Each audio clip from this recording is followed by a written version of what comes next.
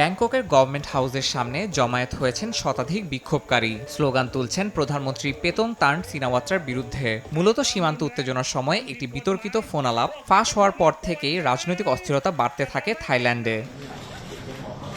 বিরোধীরা বলছেন, ফাঁস হওয়া ফোন আলাপে সীমান্ত সংঘর্ষ নিয়ে সাবেক কম্বোডিয়ান নেতা হুন সেনের সঙ্গে আলোচনায় একপক্ষীয় নমনীয়তা দেখিয়েছেন প্রধানমন্ত্রী। বিশেষ করে সেনাবাহিনীর এক শীর্ষ কর্মকর্তাকে বিরোধী পক্ষ বলে উল্লেখ করায় তৈরি হয়েছে ব্যাপক প্রতিক্রিয়া।